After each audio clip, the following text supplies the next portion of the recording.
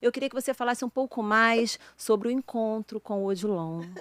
Foi. Ai, tarararã. Por toda a vida. Eu encontrei o Odilon, eu tinha 17 anos. E ele era o filho do pastor da outra igreja, o pastor Ai, José meu Deus, já fica Santos. assim, ai, meu Deus, filho de pastor. É, filho de Oh, que pastor. bênção. Achei o meu príncipe. E nós começamos a namorar. Eu, muito novinha, inexperiente. E quando eu dei por mim, eu estava apaixonada. Mas o meu namorado, ele não era crente como eu pensava. E eu só descobri isso um ano depois. Não que ele não cresça em Jesus, mas ele estava muito envolvido com uma coisa destruidora na vida de qualquer pessoa, em qualquer idade, em qualquer fase. Ele estava envolvido com drogas.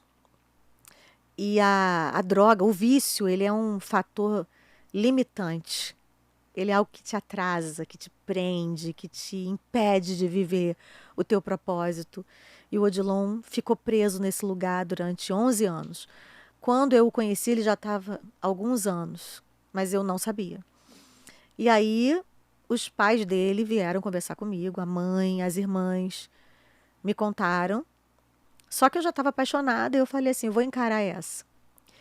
Aí eu tive que me envolver muito mais com Deus, porque foi uma batalha grande. Acho que foi a primeira grande batalha que eu tive que encarar na minha vida. Batalha espiritual, que eu tô falando, né? Porque é um tipo de batalha que não é. Não, você não vence com o poder da palavra, da persuasão, da manipulação. Você não vence com se você me amar, você não vai fazer isso. Uhum. Não vence Prova de dessa amor. forma, não. Você vence com oração, com amor, com às vezes com muito silêncio também. Você tem que se calar para Deus falar. Eu acredito que todas as batalhas espirituais nós precisamos entender que Deus dita a hora da nossa fala. E quando a gente tenta falar na hora de Deus, aí o negócio fica conturbado, porque Deus ele nunca vai agir com o nosso poder de manipulação. Ele nunca vai compactuar com isso. Deus ele tem algo para nos oferecer que é o poder dele, e esse poder atua na medida em que a gente depende dele, que a gente acredita na no sobrenatural, naquilo que ele tem para nos oferecer naquela hora. Eu por um tempo errei bastante. É como se a gente estivesse desperdiçando esse poder, Sim, a gente desperdiçando desperdiça, o tempo todo no meio da luta é. por conta A disso. gente desperdiça Uhum, esse poder, principalmente quando a gente é criado na casa de Deus, que a gente já está acostumado uhum. a lidar com aquilo que é sobrenatural. E a gente começa a banalizar o que não é banal. E eu, por um tempo, tentei vencer essa batalha, esse gigante, na força do meu braço. E entre idas e vindas, eu namorei, noivei, terminei o noivado, casei com o Odilon. 5 anos essa batalha. Depois, mais um tempo de casada que eu passei com o Odilon. Ele teve uma recaída muito grande no primeiro ano do nosso casamento. E foi desafiador. Foi bem desafiador. E nessa época eu já estava gravando aqui na MK o meu primeiro disco pela gravadora, que era o Tira-me do Vale.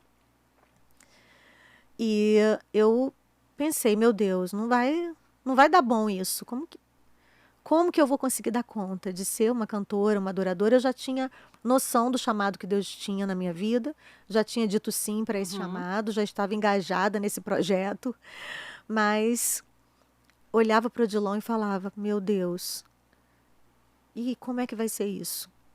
Ele chegou a dizer para mim: vai, volta para sua casa, não vai dar Você pensou em certo. desistir em algum momento? Vou desistir desse casamento porque não fui chamada para isso. Elô, eu não pensei em me divorciar dele. Não pensei. Eu casei para sempre, eu amava e amo muito meu marido.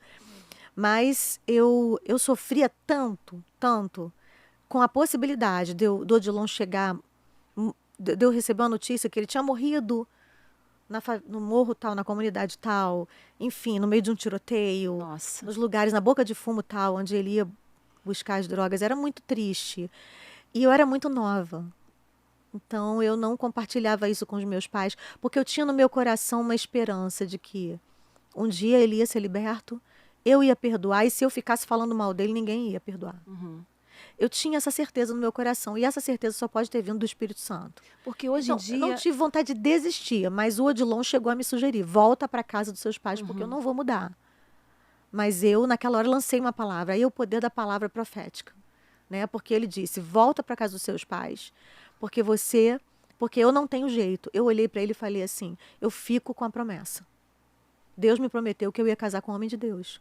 E me prometeu mais, que ele ia ser pastor. Então eu vou Nossa. esperar. Eu vou pagar para ver. E eu sabia que ele me amava também. Eu também amava demais. Então, graças a Deus, esse amor também por ele, né, sustentou o nosso relacionamento.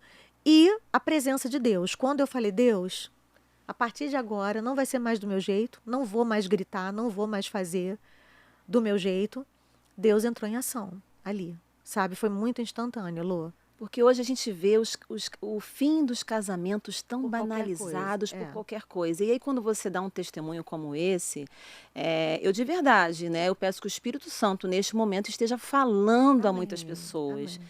Que você precisa, de fato, colocar o seu casamento diante do Senhor e fazer com que essa promessa continue. Não Sim. desista. O início do casamento já é um desafio para qualquer pessoa. Sim. Né? O início do casamento não é fácil, porque é muito lindo a lua de mel, né, o sonho, a noite de princesa, todas as atenções voltadas para você, aquele comecinho, mesmo para quem não teve uma festa, né? Meu casamento foi muito simples, eu não tive nada disso que hoje todo mundo tem aí. Se fosse hoje, eu ia pegar patrocínio de tudo que é lugar. Arroba, arroba. Arrobas, vamos lá, gente, vamos fazer um vestido de noiva, vamos fazer. Na época, tudo teve que ser muito batalhado, muito suado, e foi maravilhoso, e foi muito gostoso. Dessa forma também. Eu só tenho boas lembranças desse dia, sabe? Foi um dia especial.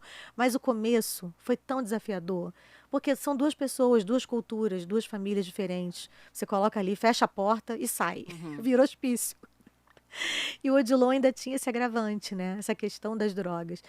Então a gente teve uns pega, assim. Que é um mega agravante. É, um mega agravante. A gente teve umas brigas sérias. Nunca me encostou o dedo, nunca foi violento comigo, mas eu fui violenta com ele, de gritar, sabe, de querer sacudir, falar: para, larga essa droga, isso não vai fazer nada por você. E tentar ganhar no grito. E o Odilon, ele sempre foi muito tranquilo. Ele puxou o pai dele, a mãe. Os dois são muito tranquilos. Mas ele ficava nervoso, ele socava a parede. Porque ele estava drogado ou em crise de abstinência naquele dia, porque estava 2 dias sem usar droga. Então era assim, era um hospício, sabe? Se Jesus não tivesse entrado ali, interferido no curso dessa história, eu não estaria aqui hoje. Em que momento aconteceu essa libertação? Em que momento houve essa manifestação poderosa de Deus? Pois é, a partir do momento que eu disse para ele, que ele me disse: vai embora, e eu disse: não vou, e eu fico com a palavra de Deus, eu mudei minha abordagem. Eu mudei a minha forma de brigar. E eu entendi que a minha briga não era com o Odilon. Eu entendi que eu ia ter que parar de brigar com ele e começar a brigar com o diabo. Como é que a gente briga com o diabo? A gente briga. Atenção, anote. Anote. Pegue seu papel e caneta. A gente jejua, a gente ora e a gente adora a Deus. E a gente traz o céu para onde a gente está. A gente traz o céu para dentro da nossa vida. Porque nossa a luta casa. tem o potencial de trazer o inferno para onde a gente está inserido, né? Tem gente que grita ainda: isso é um inferno! Nunca diga isso. Nunca diga que a sua luta, sua vida ou sua casa é um inferno. Nunca diga. Não chama o inferno para perto de você. Não chama, porque a sua boca é santa, ela é profética. Você precisa abençoar, você foi chamado para abençoar e não para amaldiçoar. A gente precisa entender que nas nossas palavras há poder. Quando eu entendi isso, o Espírito Santo começou a me mostrar como é que eu tinha que lutar. Então o Odilon saía, aí eu ia limpar a minha casa. Eu não tinha empregada, ia limpar a casa, pegava o óleo, ungia todos os lugares da casa e começava a adorar a Deus. E joguei fora tudo que era música secular, CD de música secular que eu tinha. Não julgo quem está ouvindo, não estou julgando quem ouve. Eu apenas estou dizendo que foi uma estratégia que Deus me deu. E a sua atitude de fé, Foi a minha atitude naquele momento, porque eu precisava ficar longe das distrações. Então eu abandonei tudo que me distraía. Eu falei: Deus, eu vou entrar nessa batalha. em prol da vida do Odilon. Honra a minha vida. E ali comecei a batalha, porque eu fui desafiada por Deus. Quando o Odilon disse assim, nunca vou ser crente, nunca vou voltar, o Espírito Santo me veio com outra declaração. Se ele não me quiser, você vai me querer? Com outra pergunta, né? Digamos assim. Então eu me vi naquele lugar. Eu tenho um ministério, eu tenho um chamado, mas eu estou precisando que o meu marido se converta para que eu possa ser feliz, ser plena. Elô, ali eu aprendi uma lição que eu nunca mais vou esquecer. Ela vai ficar para o resto da minha vida. Ninguém pode ser feliz no outro. Apenas. É claro que a gente coloca as expectativas, sim, nas pessoas que a gente ama. É lógico que isso é normal, porque na medida em que a pessoa é feliz, aquilo te deixa feliz. Mas nós precisamos encontrar essa plenitude primeiro em Deus. E quando nós entendemos que nós somos plenos, que nós somos completos em Deus, a gente consegue seguir a vida, apesar do que nos falta. Apesar das decisões erradas que os outros tomam. Apesar daquilo que está fora do nosso controle. E eu tive que aprender isso muito nova. Eu me casei com 23 anos. Sabe, naquele primeiro ano, muitas coisas foram reveladas a mim pelo Espírito Santo. Na medida em que eu decidi ter uma vida santa, ter uma vida com Deus e decidi colocar Deus no centro da minha vida. As coisas começaram a andar e começaram a acontecer. Como foi a questão da libertação do Odilon? Eu estava gravando Tira-me do Vale e ele nessa vida. E eu tinha feito um propósito com Deus, de não gritar mais com ele, de não ir mais atrás dele lá na boca de fumo, porque eu fiz isso, tá? De não ir atrás dele no meio da rua, pedindo para Deus me revelar onde ele estava e trazer ele de volta. Também fiz isso, Deus me revelou onde ele estava e eu trouxe. Assim, foram muitas loucuras. Eu falei, Senhor, agora eu entrego a Ti. Tá aqui o controle, assume. E eu vou cuidar da minha vida, porque se vai começar um milagre na minha casa, que comece por mim. Eu não posso ficar esbagaçada, destruída, e daqui a pouco, quando o milagre chegar, eu vou estar destruída. Uma das lições que eu aprendi também nesse tempo foi esse. Deus te quer inteira para viver seu próximo milagre. Uau! Então eu resolvi abraçar essa verdade e esse modo de vida, sabe? Vivendo acima das adversidades, acima daquilo que Foi uma decisão foi sua. uma decisão muito jovem. E eu comecei a perceber que o meu relacionamento já estava melhorando.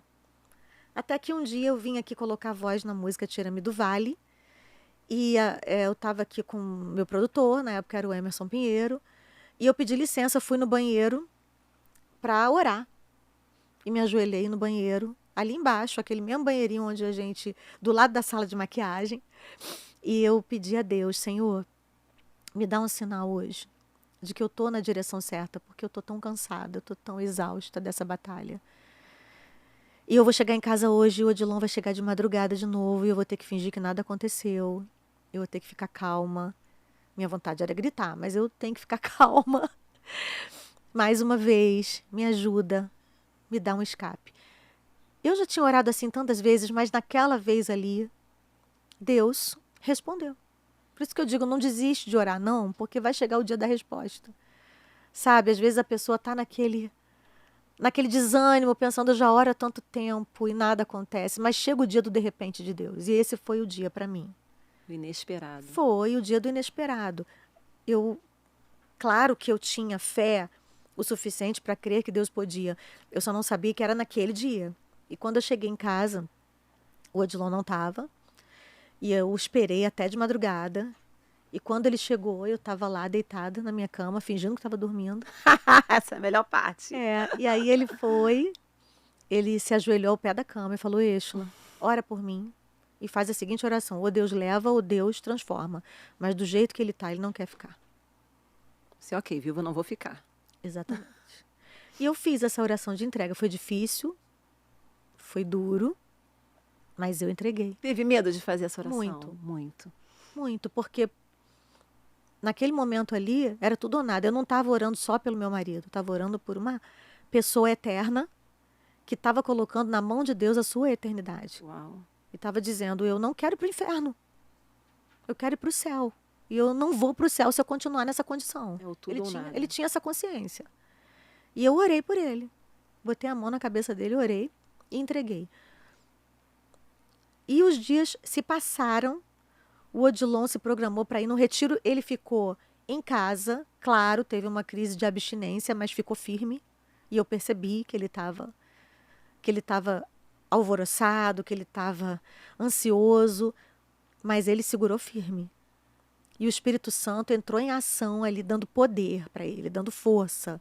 Porque o Espírito Santo entra nessa hora, nessa parceria, sabe? Na vida de quem quer se levantar. E o Odilon, ele foi para o retiro espiritual da igreja na mesma semana. E eu fui para Na mesma na mesma semana. Teve um retiro espiritual que foi num sítio, que a igreja da Penha fez esse retiro de carnaval.